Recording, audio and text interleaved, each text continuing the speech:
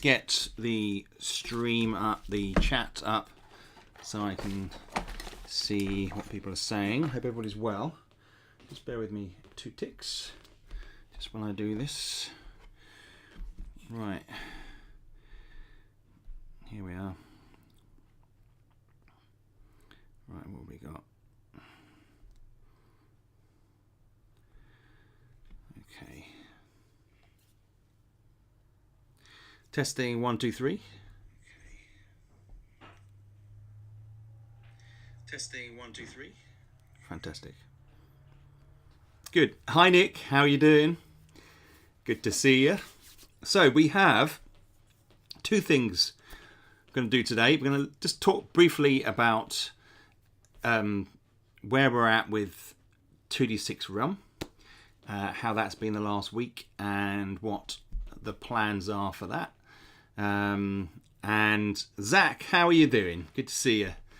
And then I thought, why not play through Freeway Fighter, which is book 13 of the Fighting Fantasy classic Fighting Fantasy books. And David, good to see you. In fact, I was kind of prompted a little bit by one of David's comments, and because we did Caverns of the Snow Witch before, and we got, I don't know, maybe a quarter of the way through that. Maybe we'll go back to that another day, but I fancied doing something quite different from what I've been soaking my brain in recently. Hello Mark, how are you doing? Good to see you. Mark, you have been amazing on the corrections and the typos. Thank you for that, my friend. Mike, good to see you. And I thought, yeah, well, why not? Let's do something like this, because basically it's I kind of feel like I've been kind of so absorbed in the 2D6 realm, and we've talked a lot about it and we've reviewed it all, that maybe just a bit of a break today. And but of course I'll give you a little bit of an update once everybody's in. You can see on this screen here that there are a number of books that you can buy. They're releasing more. They've just released where is it? Hey Jeff, good to see you, my friend. I've just released it's not there. Appointment with Fear, which is the superhero fighting fantasy book, which is number 17, and Steve Jackson wrote that one. And I might have a look at that one as well at some point. Of course, I'd like to have all of these, and it's going to be interesting just to see Freeway Warrior, because I've got very fond memories of that book. I've also got very fond memories of the Joe Dever books, Freeway Warrior, which is very similar. And so I sometimes say Freeway Warrior instead of Freeway Fighter. If I do that today, then, well, you know, you can't blame me. I think there's 3 books in that series. I must get them. I haven't actually got them. I used to have them and I read them avidly. But again, it's that post-apocalyptic thing. It's the Rad Zone. It's the Rad Zone connection and the Mad Max connection. Okay, so let's just quickly go over the updates this week. So we've been busy. I've been having my head down, doing all the connections. Stuz, how are you doing? Good to see you. And I have been collecting them in. A lot of people have been sending me stuff, which is fantastic. So thank you, everybody who has sent stuff through, because it has really helped. It's obviously slowed down in the last couple of days as we've managed to cross them off as we've gone and have updated it. Generally, at the beginning, daily. Now, the last couple of days, I've just updated it once. It is now up to date. So if you do want to download it, you can. And then we just got one more day, and I would have had it uploaded today, but there was a couple of things that came up. I want to do a cheat sheet. I think David may have suggested that, and I had them in before, and I wanted to just do one in the back, a bit of a helping thing you can print out or have beside you while you're playing. Now there is a card that you can do that has some stuff on, but I thought I'd do a page at the back which might be handy as well. I've got to check the creatures again. I'm very paranoid about the creatures having errors in. So if anybody's watching this and they feel like just double checking the creatures for me, that would be very helpful. Obviously it's really printing the cards takes a bit longer, so we'll be sending those as well. Yeah, well that's part of the reason, Mark. I'm kind of that's my thinking. I want people to be able to have a cheat sheet so they can, and it's, I don't like the name cheat sheet, but it's a shortcut sheet. What do they call it? Crib sheet. Crib sheet bookmark is what we had called the other one. And I didn't specifically do a bookmark for this setup, but maybe that's something we'll look at doing. There's one or two little areas that I want to double check. I might do a dead ends table, a dummy's guide. Yeah. I'll have a look this evening as it's still daytime here. Well, Jeff, that would be fantastic if you don't mind. And then tomorrow evening, so sort of, same time, this time tomorrow, we would have sent the books to print, which is very exciting and terrifies me at the same time. Although I go through it all the time, it's very difficult to catch every single little thing, especially with the tables being the way they are. So, dead ends table sounds good. Yes, Jeff suggested this, and it would be for some of the. I think it was, what was it, Jeff? It was the secluded opening? One of those. But it might just be something that we implement. Yes, Jeff, I think that was definitely one of your suggestions. I'm going to look at doing that tomorrow. We'll see. And there's one or two little things I need to check. So I kind of got to 5 o'clock, 6 o'clock today, and I was like, am I going to try and cram that in? Or am I realistically just going to do it tomorrow morning when I'm a better frame of mind? And I think that was kind of my thought process. So I'll get that done tomorrow, and then we'll send it tomorrow evening. And I think we're good. It has been amazing. I've added a couple of extra tables. I talked about that during the week. And it's basically come about. There's a few mechanisms in game. There's damage to buildings, and I've included more occurrences of that within the game, so that becomes a bit more of a fun mechanism. So there's a few more situations where you're going to get damage to buildings, and unrest as well. So I've added quite a few more unrest things in there to sort of there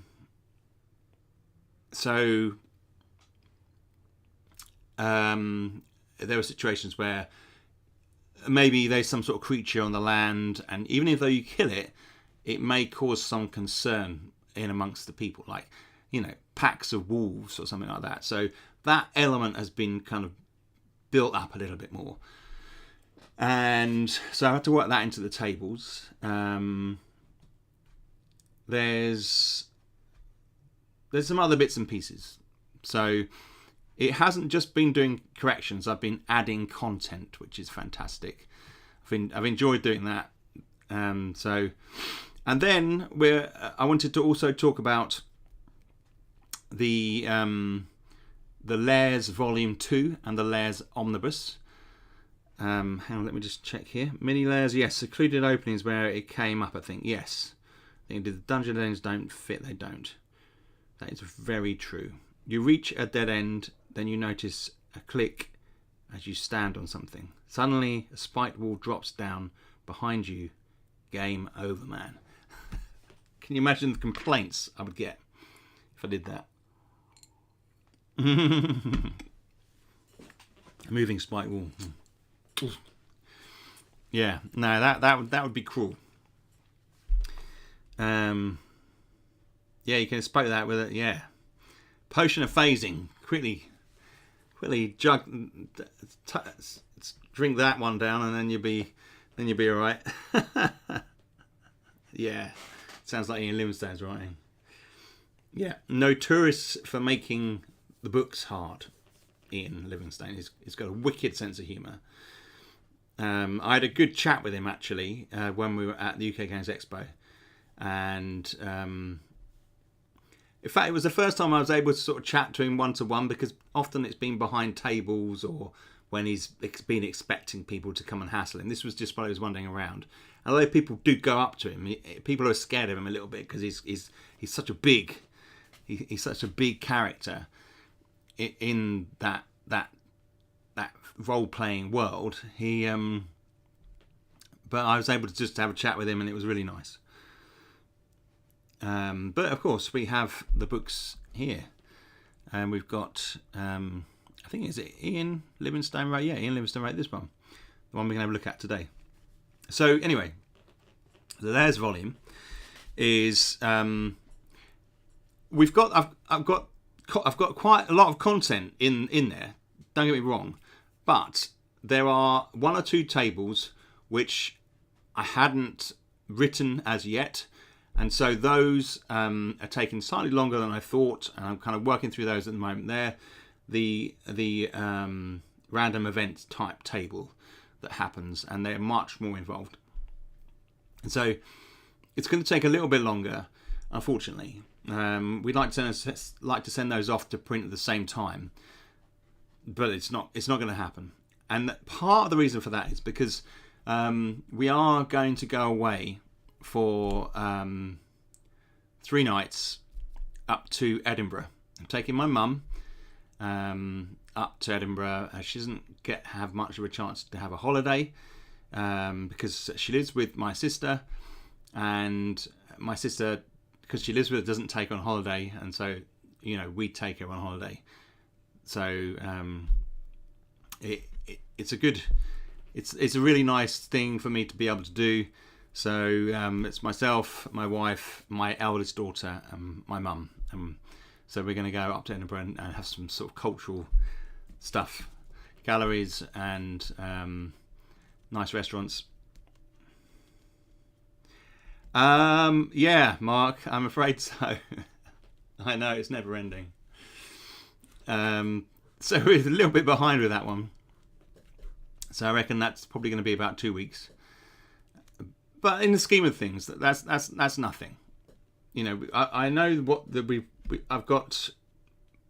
I would say half the writing at least done on each of the 2 layers in the Layers volume. So we are well on the way. So yeah, that's kind of where we're at with that. And so what we'll do is we'll have the rulebook printed first, and then we'll start sending it out. There'll be people who have just ordered the rulebook, and obviously the less stuff you have, so you've just ordered a paperback rulebook, those will probably be going out first. It's not something that we choose to do as a bias. It is just the fact that people who order more stuff, the stuff takes longer to get there, and usually it takes it a bit longer for some of the other stuff to come in. Like the faux leathers we'll send to print as well, and they will take longer to come back to us, and the cards also will take longer. So yeah. Star Glider, how are you doing? Hi Toby, Dan from Facebook comments earlier. Great. Having a great time with Dungeon and looking forward to Realm. Thanks for bringing these to us. No problem. What a great name. Star Glider 77. 77's a good year. Obviously, the Star Wars year. Yeah, no problem. I've really enjoyed it. It's just such a privilege to be able to do it. And today we're going to see one of the inspirations for that. fighting fantasy. It is just, and obviously I've talked about my inspirations before for the game, and AD&D being one of them. Red box set, all those early games and stuff like that. Indeed. May the force be with you. Fantastic. So that's kind of where we're at with the 2D6 news. If you're looking at it today and you're in America and it's not late in England, and you're thinking, oh, there's one there, just send me an email to the email on the screen there down the bottom, toby@drgames.co.uk. If you haven't sent stuff before, we'll also put your name in the front as a tester, proofreader, and we've got a nice little stack of names in there, which is fantastic. And we're nearly there. It's so nearly there. We're going to have the books in our hands in a couple of weeks, maybe 10 days, and they'll be sent out. And we'll be printing the ring bound version. We'll be sending off the faux leather version. We've got exciting things ahead. It's going to be action packed. So once we are in the process and people are starting to receive physical products, we will be doing an interim game. Now, we talked about it before. I did mention before that we're going to have a game between Realm and Legendary Dungeon. And this game between the two, I had said it was going to be a skirmish game, but it's not. It's going to be another solo player print and play game. And I'm going to be talking more about that in a couple of weeks. So that's just a little teaser. And it's sci-fi. And I will be talking more about that. But we've got to wait until the people start to receive their products, and the kind of the buzz of 2D6 Realm is the initial buzz is kind of calmed down a little bit, because it's part of a part of the working company. You have to have new products coming out, otherwise we have no income in a sense. So we will be having another game soon. So that I'm excited about that. More on that will come. Fantastic. So with that out of the way, if anybody's got any questions and you're watching the vlog back, put them in the comments section down below. I'm happy to answer them. It's always better. I mean, if you want more of a kind of full message, email me. We get back to the email. We answer loads of emails every day, and I enjoy doing that. And it allows me to direct the message to that person. If you put it on, say, Kickstarter, which there will be an update on Kickstarter tomorrow, but if you do, I'm happy to answer them, but usually they're kind of general answers, because I can't necessarily go into your own situation in front of everybody on the comments section. So if you are more keen for something personalised, or you're looking for links, please email me, and Joe or I will get to that, and we will deal with it, which is fantastic. Fantastic is my word at the moment. So, what does everybody feel about Freeway Fighter? We're okay with that one. I put it in the title. I mean, maybe we should have put it out to vote and pick one, but I just felt like something different today. So, hope we're okay with that. And we're going to have a look at Freeway Fighter. And let me just check the sound here. Sound. Audio. Here we go. Sound effects. Let's got that down. Go for it. Thank you, Mark. Good. I think that's what we do there. So hopefully they're not too loud. Audio, sound effects, good. And there's a section there for player. You can select your portrait. I usually try and pick a bald guy, and it doesn't look as if there's going to be one.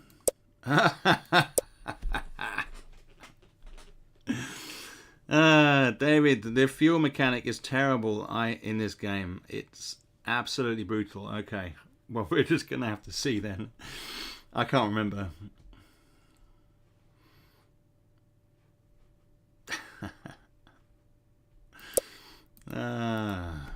Let's just change that to... Oh no, it's got to be Lancaster, isn't it? Lancaster, yes. The monk. Do we want the monk? Oh, he's come back round. We could go with the monk. No, we need something futuristic, don't we? Was there anything? Oh, yeah. I mean, that hair envy. Let's go with him. He could be futuristic. Good. All right. I don't remember the fuel mechanics, so it'll be interesting to see how that works. Okay, let's play it, shall we? Let's do this. Let's have a look.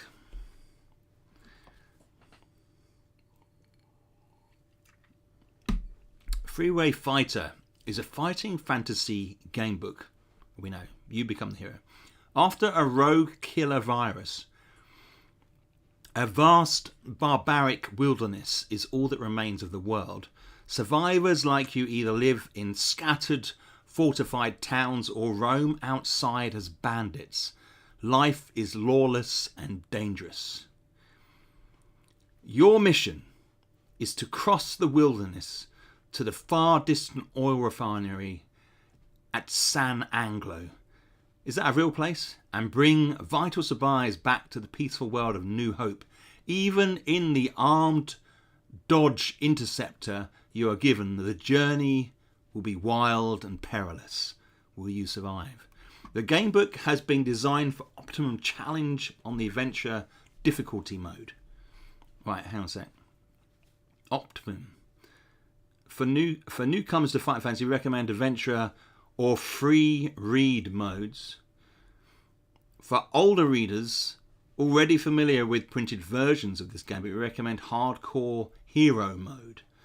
Well, COVID. Yeah, it's COVID 2. Mark, good point, yeah. A rogue killer virus.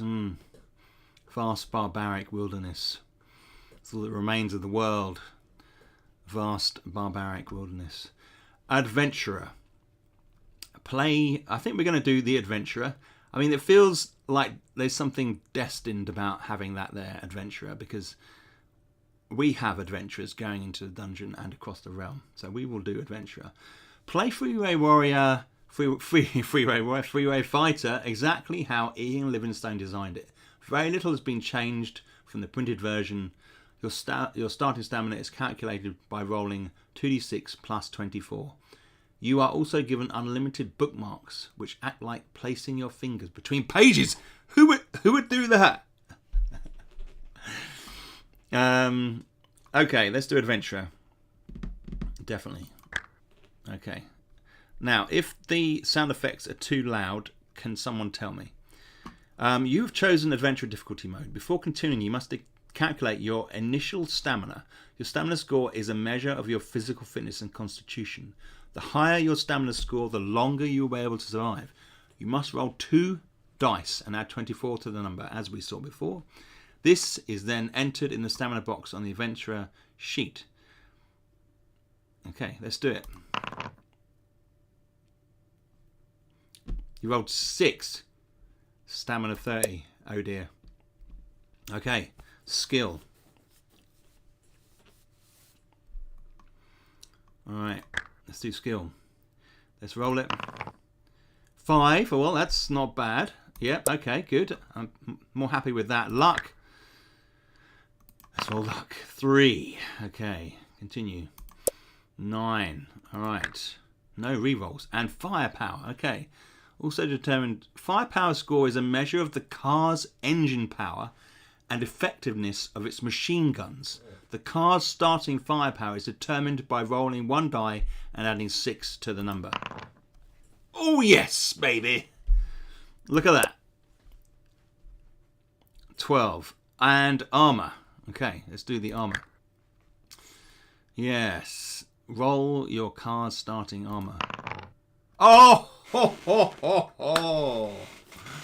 Oh, we are driving one souped up car. Look at that. Very nice. In addition to its machine guns and an unlimited supply of bullets, the car also carries missile weapons, which may be used during combat. You have at your disposal 4 rockets, 3 canisters of iron spikes, and 2 rear-mounted oil sprays, with 1 canister of oil each, which may be used when the option is given. Okay. Loaded dice, David says. Fuel may be acquired during the journey and will be added to your adventurer sheet. Other modifications and accessories for your car which are acquired during the journey will also appear there. Okay. Alright, so fuel may be acquired during the journey. David's warned me about this fuel mechanic. During the journey and will be added to your adventure sheet. Credits are the emergency currency units of the 21st century. I do much approve of the credit as a name for currency. Known as creds.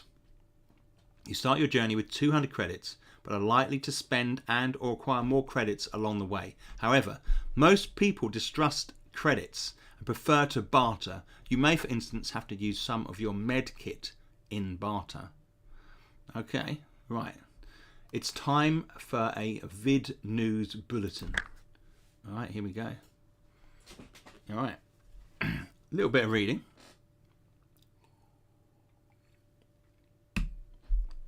All right. Okay. Dateline. 21st of July, 2022. Feels pretty apt, really. Oh, here we go. The disaster happened just at a time when the world was beginning to enjoy itself. Nobody could have predicted such a catastrophe. World War III had been averted, and the power blocks of East and West were now working towards world peace and unity.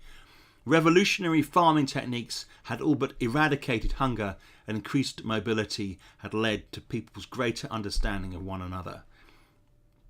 Okay. Maybe they're talking about social media there. The morning of the 21st of July 2022 had started just like any other. It was going to be a hot day and the news on the holovision was good. A government spokesperson proudly announced that solar energy now powered 90% of homes and 70% of industry. The 3-day working week was now the norm, and England was to play the United States in the soccer finals of the World Cup in Sydney. Fantastic. However, there were only hours to go before the beginnings of the collapse of civilization. Wow, can you imagine that? England playing the United States in the World Cup final. That's the thing that stands out of all this stuff. I like 90% solar power. That's fantastic. He knew, he had these predictions. They'll lose on penalties. Fantastic. Yeah. Right. Later that day, an unknown disease broke out in New York and spread with such devastating speed and fatality that before the government and scientists realised what was happening, half the population was dead. The disease spread throughout the world, carried by aeroplane passengers, and decimated population centres everywhere. All attempts at quarantine were useless. This is sounding very familiar. 4 days after the outbreak, 85% of the world's population was dead. I mean, can you imagine that? I mean, there's some stark warning here, isn't there, really? Communications, essential services, transport and administration have broken down completely. And the World Cup final didn't play. They didn't play it. There was no one left to try to find the cause of the outbreak. It might have been a mutated virus or some lethal germ unknowingly released from a chemical warfare laboratory. It was mere speculation. Nobody really cared, as survival was the top priority. Saved England losing, that's for sure. Right, how do we go? How do we turn page here?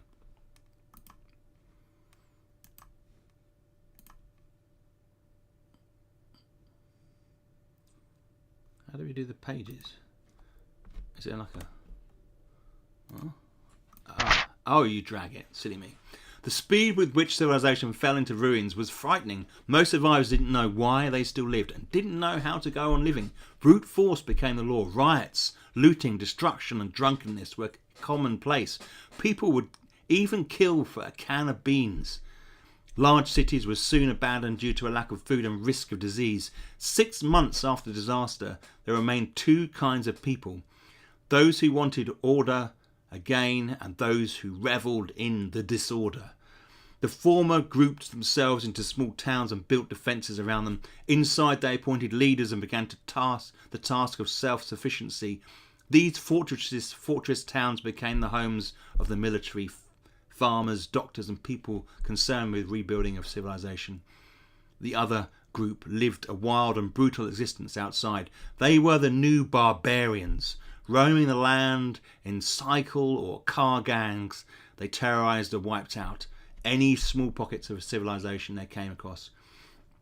You are one of the lucky survivors living in a fortress town which has been named New Hope. You are working on the design of an early warning system to protect the town when you hear a knock at your door. It is 2 members of the town council and they look very excited. They tell you that their radio has just picked up a message from a fortified oil refinery near San Anglo in the south. The people there are willing to exchange 10,000 litres of petrol for grain and seeds to improve their food production.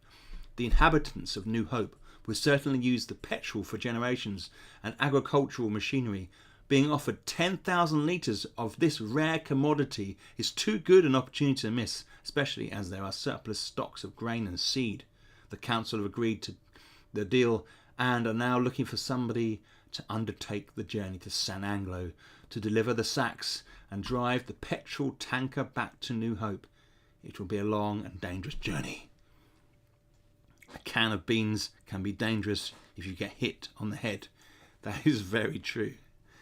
Oh, come on. Are you dropping Crocodile Dundee references? I think you are.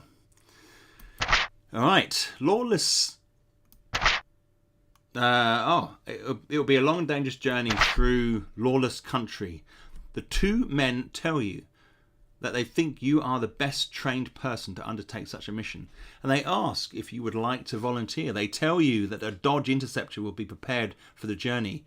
It will be fitted with machine guns, radio, roof mounted rocket launcher, ram bars, loudspeaker and various defences including rear oil spray, tyre shredding spikes, armour plating and bulletproof windows. You do not need convincing, as the benefit to New Hope will be enormous. This pioneer journey might be the start of the link between the new societies trying to bring about civilization. If you succeed, you tell them that you will do the job and begin your preparations immediately. Over the next 2 days, you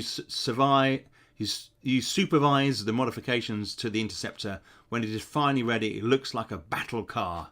Fantastic. You check it one last time to ensure that the weapons work and that all your equipment has been packed away in the various compartments. You run through the checklist, map, flashlight, medkit, compass, food, water, full fuel canister, 2 spare wheels, flat U-fix, instant puncture repair and tools. Finally you put on the shoulder holster for your revolver and leather jacket, which carries your bullets and knife. Satisfied that you are ready, you climb into the driver's seat. Peering through the narrow steel slit that is now your windscreen, you see the town's population gather to wave you goodbye.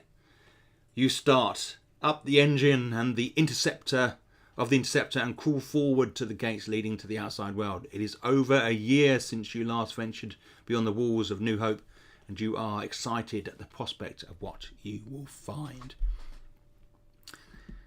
This sounds like Death Race Cars, lol. Yeah, well, I mean, obviously, this book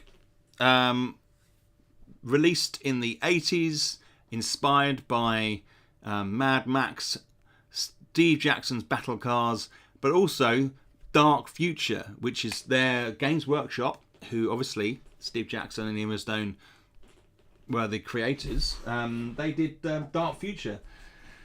You see up there, just up there. And I loved that kind of post-apocalyptic car type game. So when I saw this, you know, it kind of tapped right into that vibe. All right. So we have a slightly blurry picture here, but it looks okay. The first thing to strike you as you cruise along the road is the speed with which everything has fallen into decay. You hadn't realised how much maintenance was needed to support civilization. All around, buildings are falling into ruin, abandoned cars litter the roads in rusted disarray. Grass and weeds have grown rampant everywhere, with nobody to hold them back. And packs of dogs and other wild animals roam freely. At least you can get some food, I guess. You stop at a small town some 15 kilometres from New Hope and switch off your engine. Suddenly it is deathly silent, apart from the eerie howl of a dog somewhere down the street. You are tempted to get out of the car to explore, but realise that this is an unnecessary risk. You're about to start your engine again when suddenly the sound of a shotgun breaks the silence. I've only just left the compound and there's a shotgun sound already. Dark Future, yes. Oh, fantastic Dark Future. I love the little cars. I've got some little cars out actually.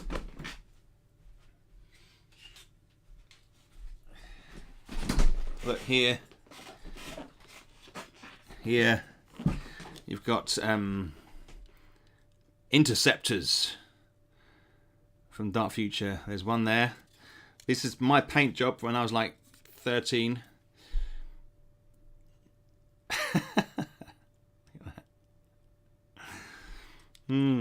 Fantastic. Okay. Never get out of the car.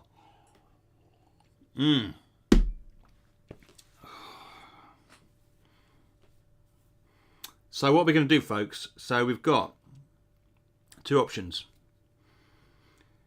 First one, get out the car to investigate. We could do with maybe, we've got quite a few resources. We look at our character sheet, adventure sheet. That's what it really shows. Hang on, that's not my character profile picture. What's going on?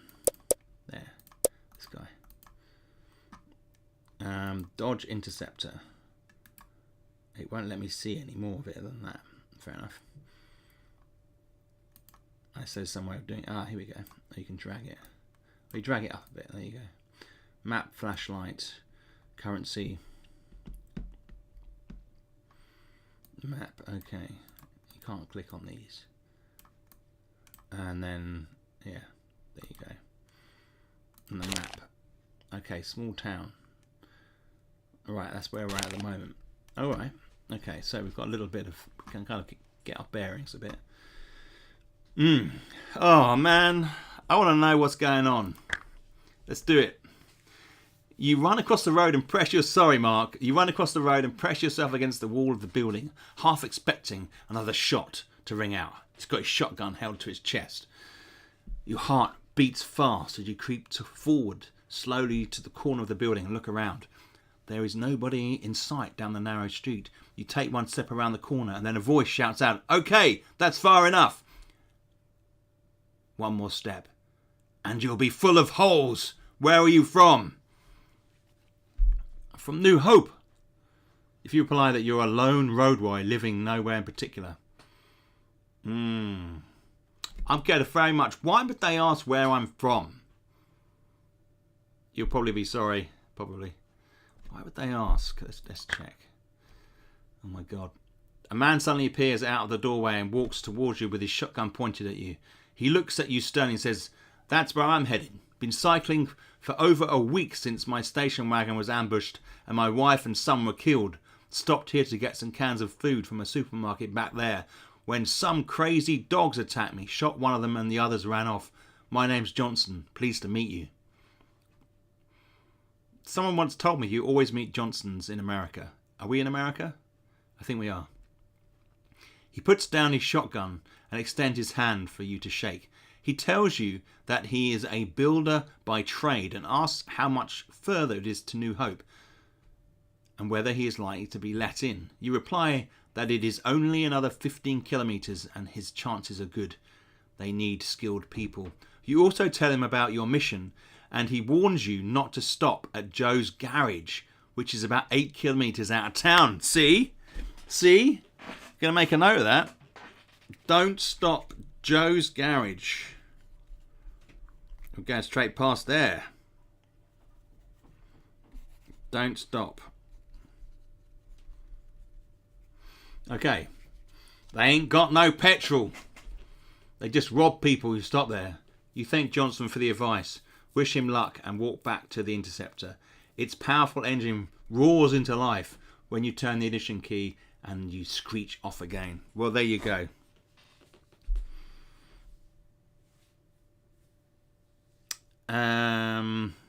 Northampton. Right, here we go. Oh. Here we go. Okay, here we go. Joe's. We have a lady. We are open. Oil. You are soon out of town, zigzagging around wrecked cars and fallen trees along the road, I bet. Further ahead, you can see that the road joins the main highway south. There is a small filling station at the junction named Joe's Garage.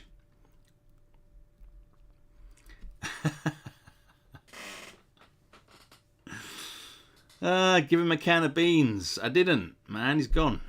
Jeff's like, that means be sure to stop there. Are you serious? Is there like a double bluff here? Are we like, was that guy? I don't know. No, he was a good guy. He was good. You stop as you are intrigued by the hot rod parked around the side, looking clean and in running condition. A young woman suddenly comes out of the office wearing a t-shirt and blue jeans. She smiles and says, "Hi, can I help you?" If you wish to talk to her, we're trying to be lured into this situation, aren't we? You can see.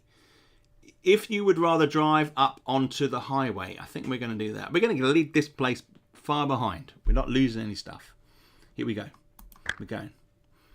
Despite the hazard of having to avoid abandoned cars, the highway is wide enough for you to gather plenty of speed.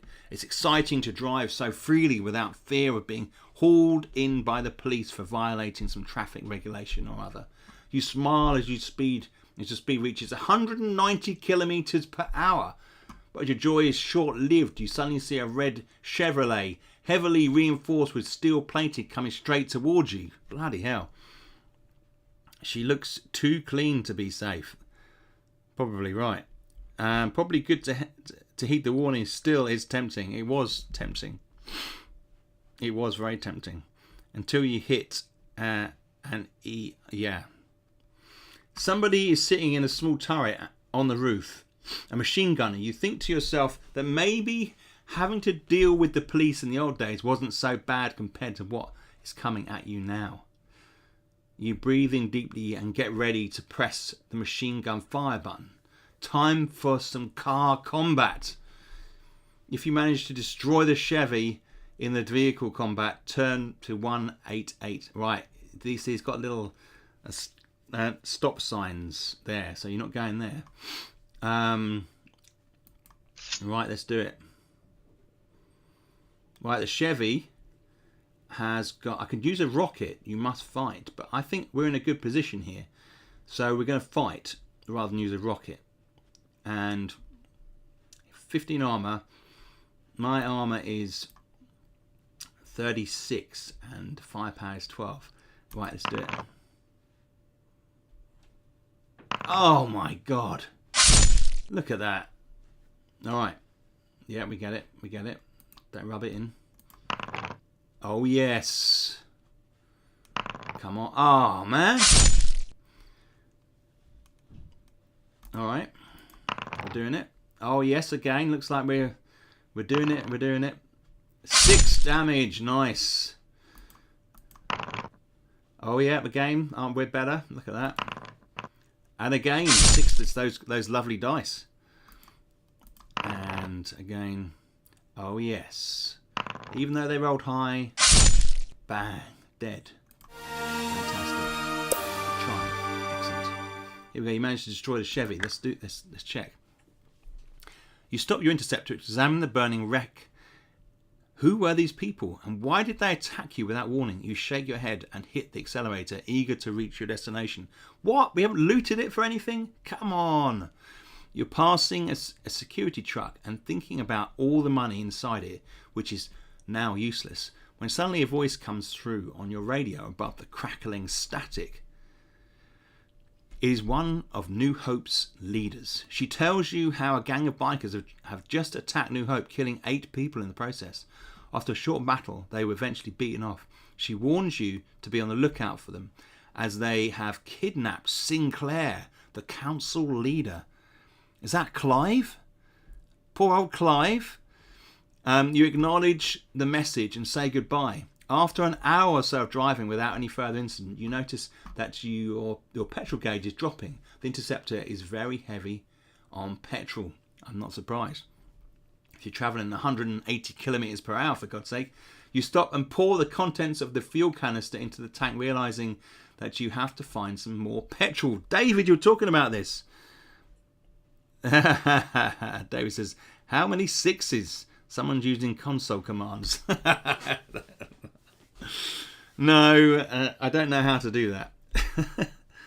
I was going to say, yes, oh, good old Clive. Got to find some more petrol soon. A few kilometres further, and you know that your luck was really running out. There must have been a car crash at the time of the disaster, which caused a huge tailback of now abandoned cars. It is impossible to continue along the highway. You reverse back to the last exit and drive off the highway. God damn. You must decide which way to head. Oh no, not this. This is the one bad thing about fighting fantasy books. There aren't many, but this one where you've just got to choose yin or yang, east or west. There's been no... Was there any clues? Did she say... She hasn't said anything. Did she say anything? Head west or anything like that? Short battle eventually. No, nothing there. So what do you reckon? East or west? Anybody? Any takers?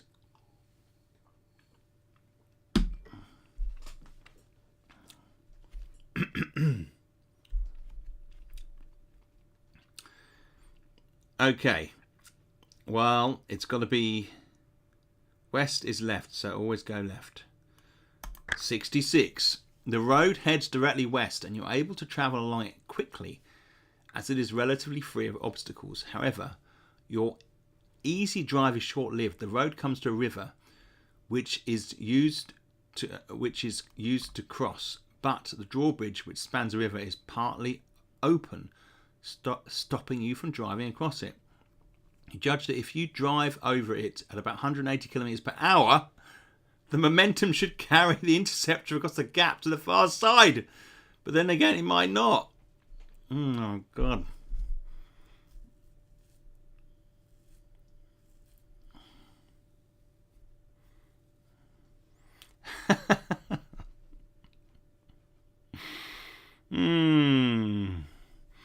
I feel like if we get beyond this, we will be rewarded. This feels like a bit of a suicidal thing to do.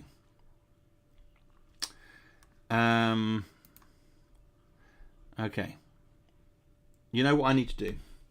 I just need to put a little bit more Baileys in my glass, and then we will jump that bridge. Bear with me 1 second, folks.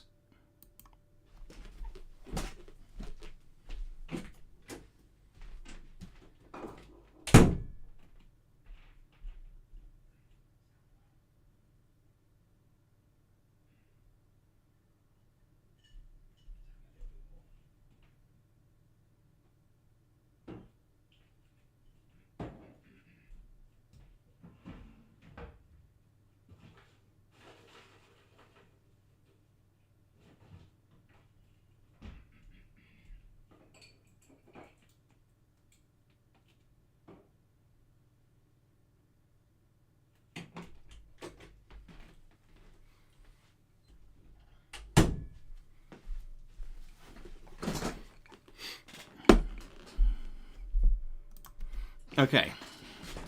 Back. Just a little bit more. Okay. YOLO. Rustic Reflection, how are you doing? Liquid Courage.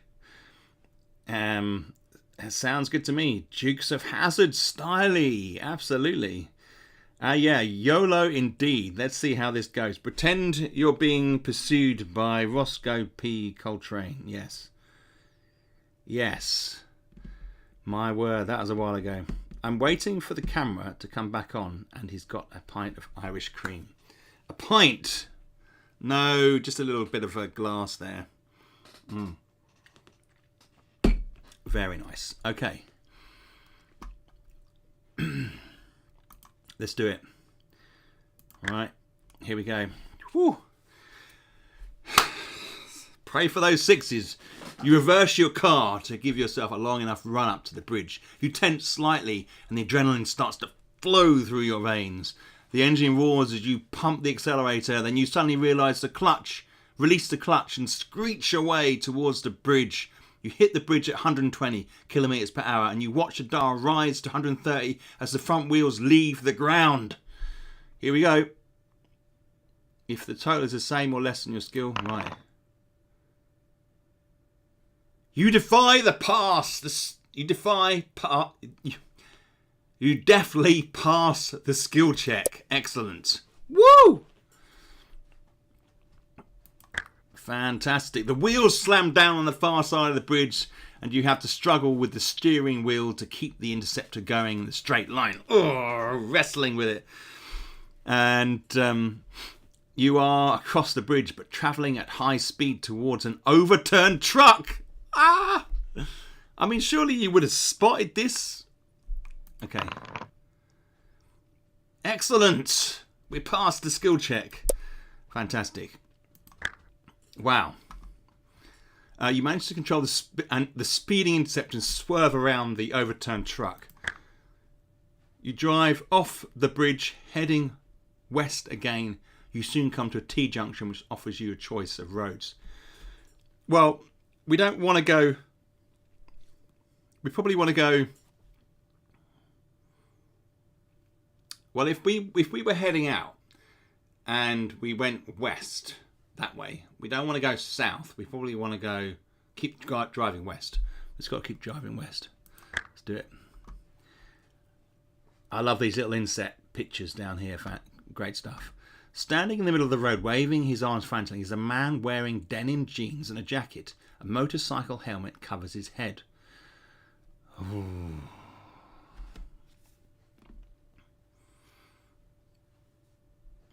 Now your alignment is all out of whack. Search the truck. It didn't say... Did it say search the truck? Did I miss something? Anyhow, we're going to stop and talk to this guy. Here we go. Oh dear, luck. You screech to a halt, but leave your engine running. Through your loudspeaker, you tell the man to raise his arms in the air and not to try any tricks. You notice that his motorbike is lying on its side just off the road. With your gun drawn, you carefully step out of the car. Suddenly, the man in denim runs off the road and drives into the ditch just as something flies through the air. Wait. With your gun drawn, you carefully step out of the car. Suddenly, the man in denim runs off the road and dives into the ditch just as something flies through the air and bounces on the road between you and the interceptor. With horror, you see that it is a grenade. You see a blinding flash, and in the same instant, a deafening explosion knocks you off your feet. Oh my... Why did I...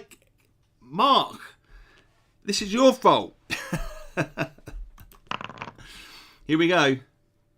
You are lucky. You needed a luck score of 9. You needed a luck score of 9 or lower, and you rolled a luck score of 9. Wow. You are lucky. Despite the force of the blast, you only suffer a minor flesh wound caused by flying shrapnel. You lose 2 stamina points. Do you still live? If you have enough stamina, you will need to face your assailants. And I certainly do. My stamina is 28 now. and we are going to face the assailants. You roll along the road, taking cover behind the interceptor as your assailants begin shooting. The only way to escape is to shoot it out. Your skill will be permanently reduced by 1 point if you are shot more than once in a battle. Right, oh my god, that's... no, it didn't. Here we go. First biker. My skill's 11, which is pretty good. Right, but we can't afford to be hit. You both missed. Phew. Yes. Got some pretty good scores here. Oh no. Oh, it's okay. Woo! Oh no!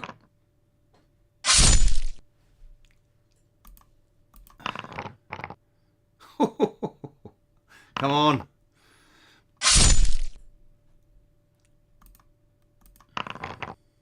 Yes.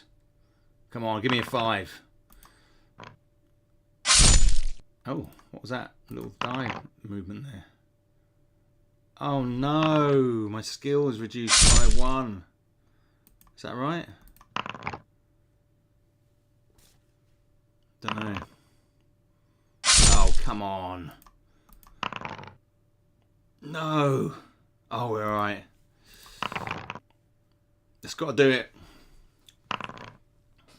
Death. Is it? Have we got 2 bikers? This is bad. Do you beat the first bike? Now you fight the second. Oh, he's worse. He's got lower skill.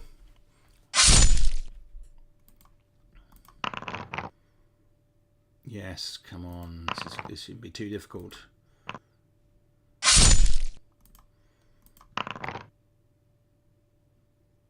Yeah, he's just... There we go. Easy. Easy that one.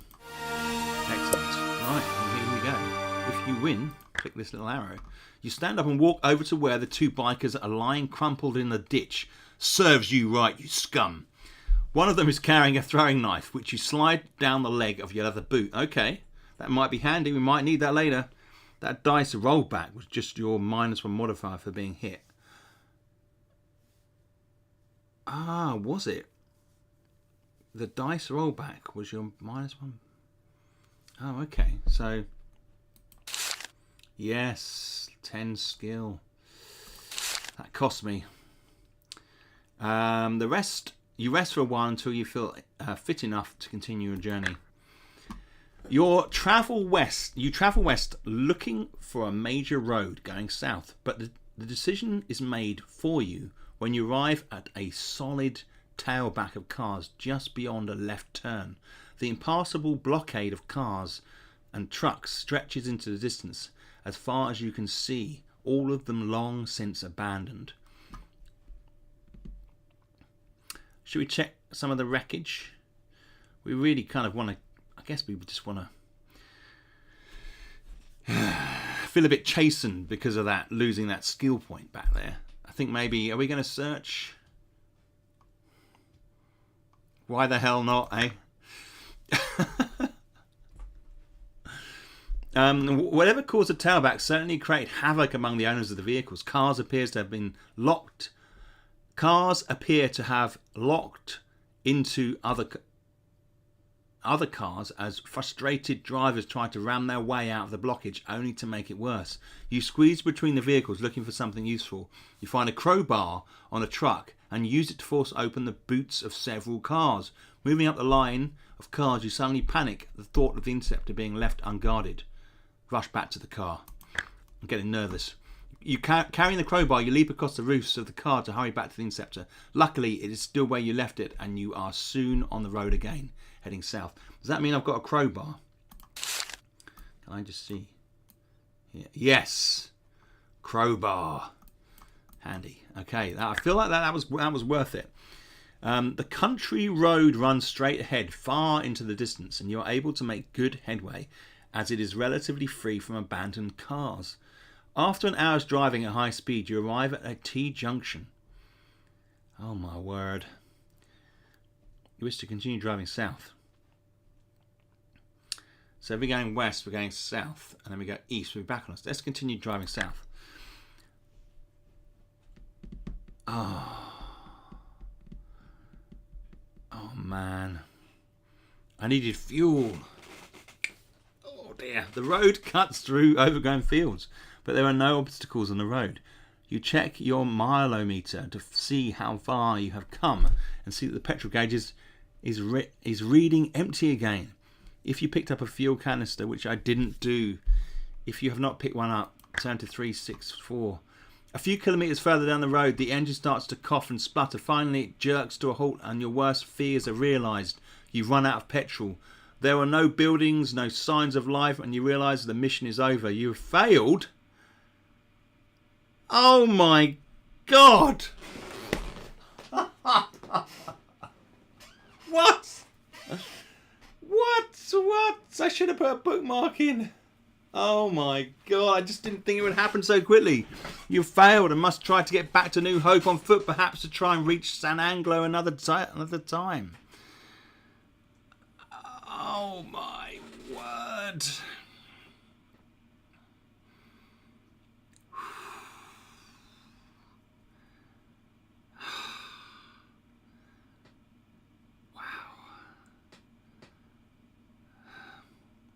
I was enjoying that. Oh my God. That was brutal.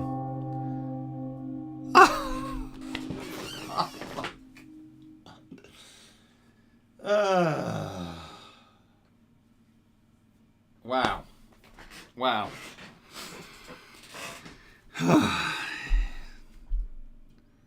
Guess you should have stopped at the place with the woman. At least you didn't need to empty bottles to pee into. I just filled my glass up as well. It's getting comfortable. Oh boy. All right. We've got to do it. We've got to go in again. We're going in again. We're going to take it up. See if we can get up to that point. Oh, we haven't got the same character. Got to do all that again. Oh my word! I didn't save it. Oh. Oh man. Try again. Oh. That was Ian Livingstone smacking me in the teeth. That's what that was. Oh boy. Let's do this. Oh yes. Let's roll for luck. Not bad. Firepower. Won't be as good as last time, will it? Oh no. Oh no. It just got worse. You can re-roll it quickly. Oh my word. I'm gonna keep that. That's so mean. Okay. We've read all this. We don't need to go through that again.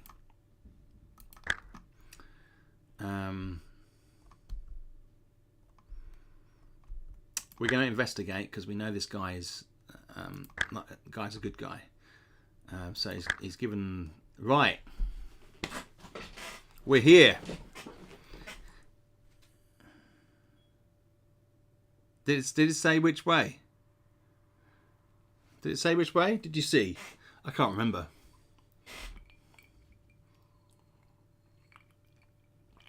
How common is it to end that quickly, Jeff says. I don't know.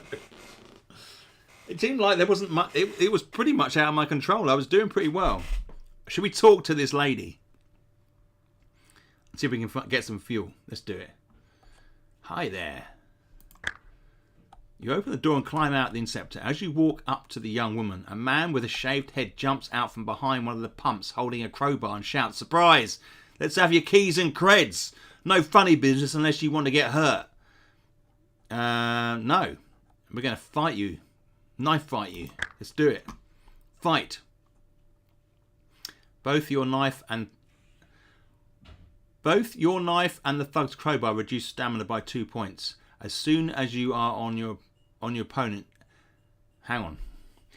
Gripping your knife tightly, you crouch down, waiting for the thug to make his move. Suddenly he screams and leaps at you. Both your knife and the thug's crowbar reduce stamina by 2 points. As soon as you or your opponent suffer the loss of 6 stamina, either of you will be knocked unconscious. Okay. Right, my skill is 12, which is pretty fantastic.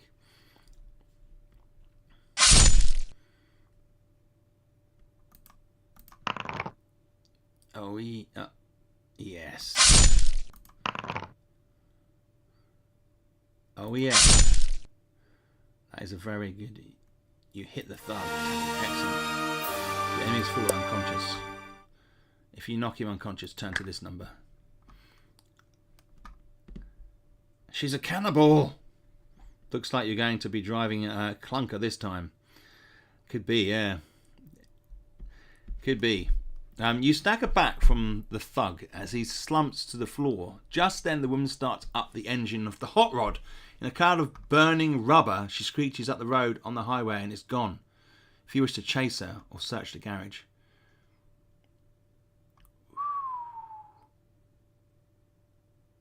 What do you reckon? We need fuel. The guy, Johnson, said there was no fuel there, but is there? I mean, does he know, honestly?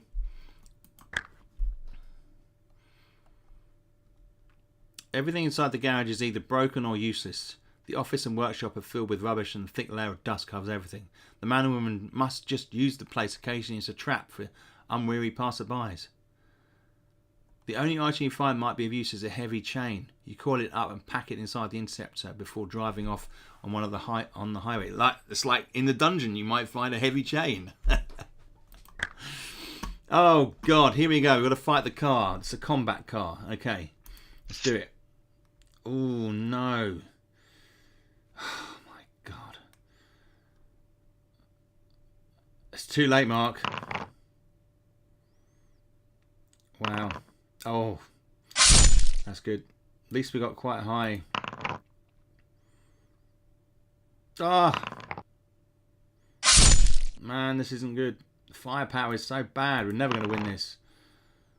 Oh my word. Oh.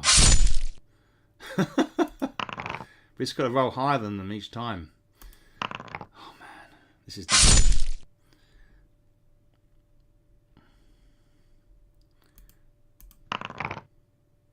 No.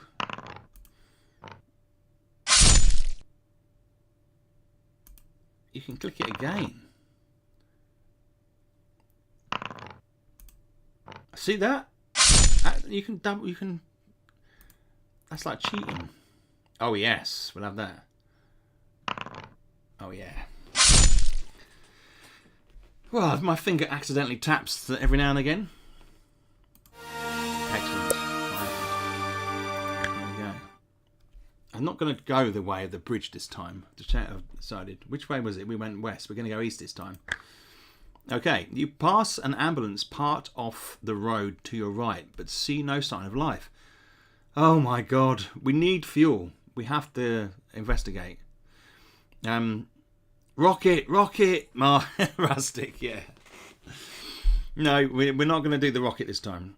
I think there's a can of petrol in the roadblock just before you ran out where you picked up the crowbar. Oh damn! It's a trap. Let's have a look. You park your Interceptor and walk back to the ambulance. The driver's cab is empty, although the ambulance looks as if it's been driven quite recently. If you wish to open the rear door to look inside, let's do it. Oh! You turn the handle and pull. An explosion is accompanied by a brilliant white flash and deafening noise. The door was booby-trapped. Did you know it was trapped? It's to see how much stamina you lose. Roll 4. Oh dear. Explosion sends you reeling back. The door hangs off the hinges, but there's nothing inside the ambulance. Its owner will probably be on his way now to see who he has caught. You feel too weak to reach the Interceptor. Decide to crawl into hiding. Are we going to hide? Intuition. Good intuition, Mark. Hide in the grass. Or hide under the ambulance. Under the ambulance. Lying perfectly still on the ambulance, you hear the sound of footsteps approaching. The pain in your side is severe, making you grip your revolver tightly. Suddenly a man's voice shouts, "Hey, stupid! Think I can't follow a trail of blood? Throw your gun out and ease yourself out from underneath the ambulance with your hands up." This isn't going well. This is not. If you wish to roll out under the ambulance and fire in the gun, let's do that. You know your chances are slim, but there's no alternative. This bandit has got you cold. Ignoring the pain, you roll out from underneath the ambulance and fire 2 wild shots at the unseen adversary. They both miss, for you suddenly see a scruffy man wearing a red headband jump up from behind a rock, returning fire at you. Your skill is reduced by 1 point for the duration of the fight because of your injury. If you are shot more than once during this combat, then this skill will be reduced permanently. Shootout. Right. I'm good in a fight. That's one thing. Oh yeah, baby. Come on. You're going to wish you hadn't set that booby trap. Oh. Let's do this. Oh yes. He's a downed man. Okay, fantastic. Excellent. If you win. You search through the dead man's pockets and find 150 credits and a pair of knuckle dusters. You pocket your findings, and when you feel strong enough, limp back to your interceptor, wondering how long your med kit will last. You turn the engine key and burn up the road, heading east. Lucky. Mark says, thanks for the confidence. You flash past a road sign which shows a turning to the south immediately. We should drive south. Rather, cruise past. Let's cruise past. The road is open and wrecked cars are... Did someone send... I think someone may have emailed me a map. But I'm kind of inclined just to go with it as is. And just have a bit of fun. The speedometer reads well above the maximum speed limit that is used to control the road, but you know there's no chance of getting a speeding ticket now. Your enjoyment, however, is short-lived. A roadblock of upturned cars and trucks comes into view. You slow down and survey the scene, sensing the danger. If you have any, will you fire a rocket at the roadblock? Oh, man. What do we think? Roadblock. Or will you try to drive around the roadblock? Maybe you would rather turn around and drive back to the junction. Okay.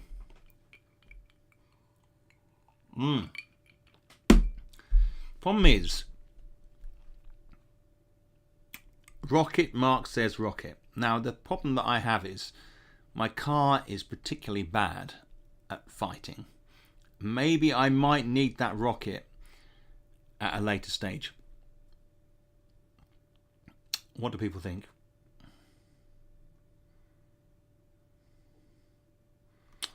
We try and drive around the roadblock. Rocket! Wow, good picture. I love it. Reaching forward, it's just tempting you to use the rocket. Yes, otherwise you'll get biked. Okay. Can you ever search other cars for petrol? I love that, Jeff. I love that question. There's a sense of sort of pleading with that question, isn't there? Like, will it not give me the option? It's like, no, it only gives you the options on here. It's basically the book. So no, unfortunately, they won't. It's a pain. Sometimes it might give you an option to turn to for a search. Reaching forward, you press the rocket launcher button on the control panel.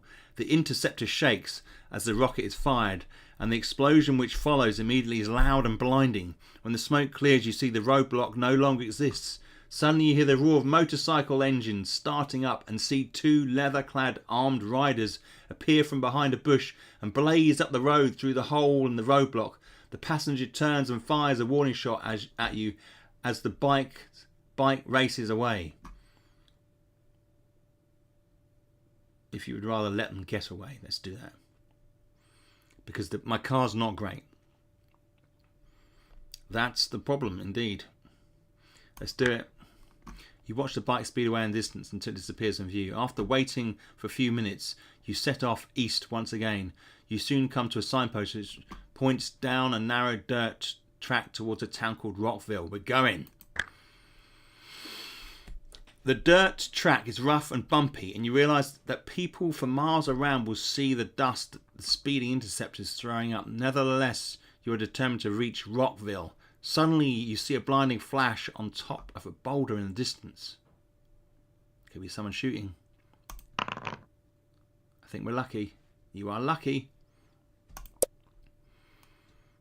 Does that mean my luck goes down while it does? Yeah. If you're lucky, which we are, somebody has fired a bazooka at you, but the shell explodes harmlessly a few meters off to your left. Woo! It's a sniper. David, he shot the cars with a rocket. I'm pretty sure the fuel's gone now. Yeah, it was a little bit heavy-handed, I'll give you that. You press down on the accelerator, steering the interceptor towards your attackers. But before you can reach them, they jump on onto motorbikes and race off. Ooh. Hang on a minute. Did we not... I wanted to go to Rockville. Bazooka sniper, indeed.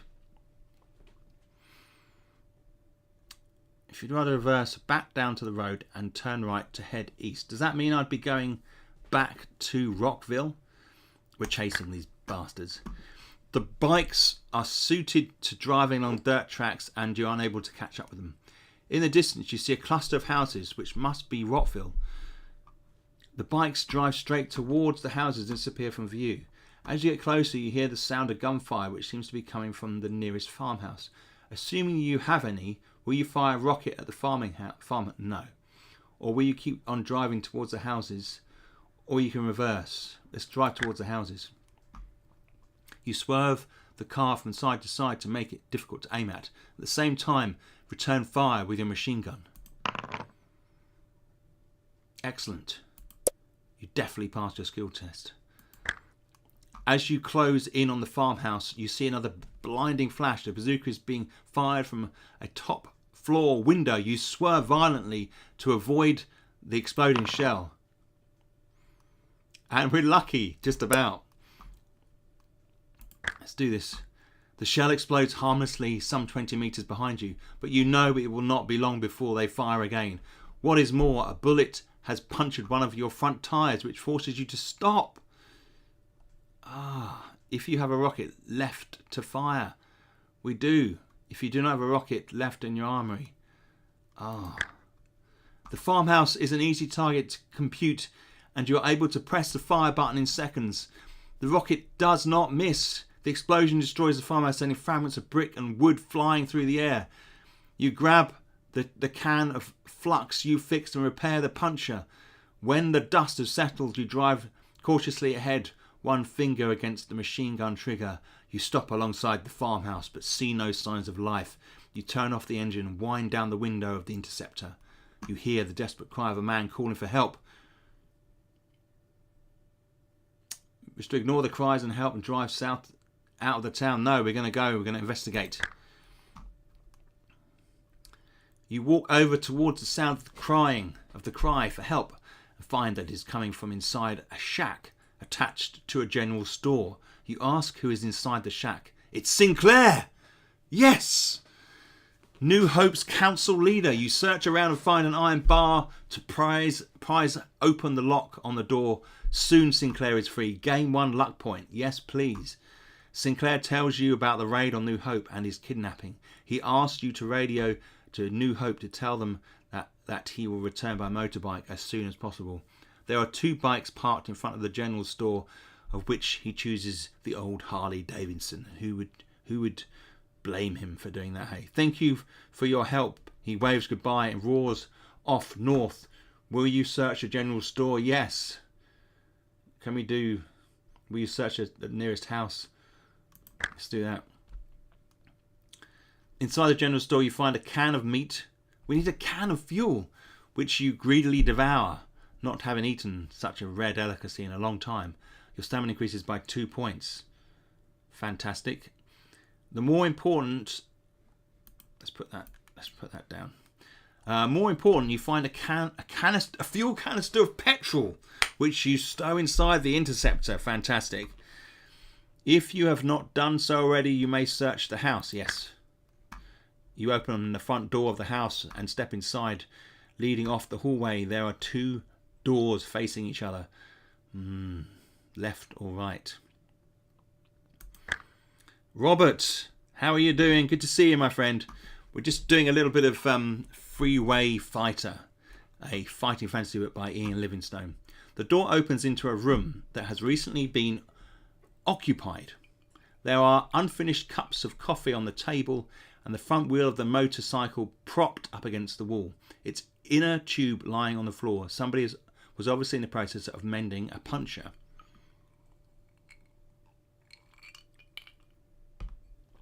There's also a toolkit on the table, inside which you find a pair of heavy-duty wire cutters, which you decide to take. Very handy. If you're not done with it, you may open the door to the room opposite. I think we'll do that. I feel like something's going to happen. But we've got some more stamina and some more skill, I believe. Drink the coffee. Yeah, that'd be nice. There's no inventive usage in this, Jeff. That's the problem. We're going to do it. Open the door, trips a wire which is pulled taut around the trigger of a crossbow in the far wall. The bolt unleashes from the bow and thuds into your shoulder. Oh my God! 1 stamina. You excellent. Lose 1. The force of the blow spins you round. After attending to your wounds, you find that there is nothing apart from rubbish and broken furniture in the room. It was merely booby-trapped to deter intruders. You lose 1 luck point, you bastard. If you have not done so already, you may open the door. Done that one. Let's leave the house. If you... otherwise, let's drive off south. The dirt track twists and turns through the open countryside, but at last you come to a T-junction where the dirt track is crossed by a good road. You look down it both ways, east or west. Let's go west this time. Drive along west, passing only one junction on your right, a narrow road leading north. At last you come to a T-junction where you can turn left in order to drive south towards San Anglo. Fantastic.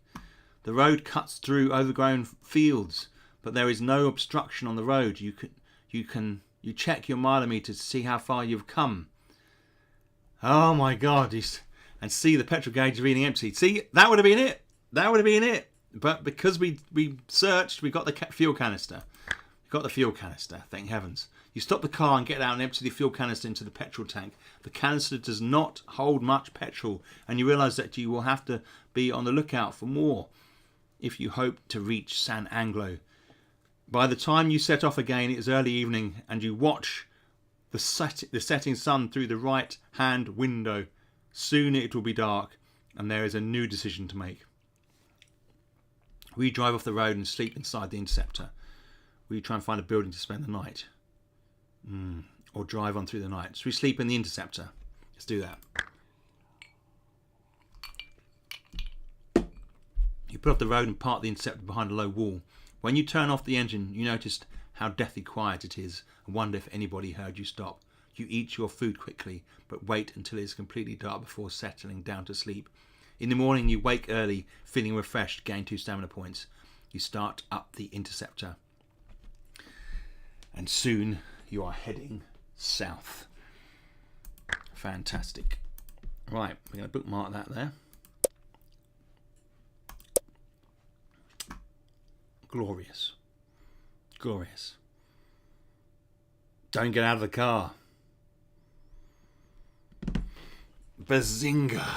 Nice. Well, fantastic stuff, guys. I hope you found that interesting. We'll leave it there. I think it's nice to have a look at some of this stuff. This has been one of the inspirations for all the work that I do. These places that these books took me are the places that I hope to take people with the 2D6 books and the adventures there. So hopefully you enjoyed that. You wake up and all the wheels are gone. Yeah, fantastic. So we'll leave it there. It's been fun. So for tomorrow, I'm going to do these final updates. If anybody is just having a look through it at the tables, say for example, you watch this video, I'm going to be sending it out tomorrow, so it'll be the same time tomorrow that it would have been sent. So it's kind of last call. I'm feeling really good about it. If there are any little errors, they're only minor, I'm pretty sure. Or it looks like all the tables are there. It looks like all the main mechanics are there. So we are good. And yeah, so fantastic stuff. 2D6 Realm is going to print tomorrow, and then we're going to be working on the Layers Volume 2 over the next couple of weeks. And yeah, exciting times ahead, guys. So thanks for being here today. Don't forget that if you click the like and if you're not subbed already, it'd be fantastic if you could. Also, 2D6 Realm is now, as an entry, is now listed on Board Game Geek. I don't know why I hadn't done it before. So people can start sharing stuff on there. I will put a post about that soon on the Facebook page. So there is that to share as well. Thank you, Jeff. Thank you for all your help. You have been amazing. So I really do appreciate that. And Mark and David, awesome stuff. Thank you. And good to see you, Rustic Reflection, as well. Okay, guys, I will catch up with you very soon. And I will be posting updates and messages over the next few days as well. So keep your eyes on those. And thank you. Just thank you.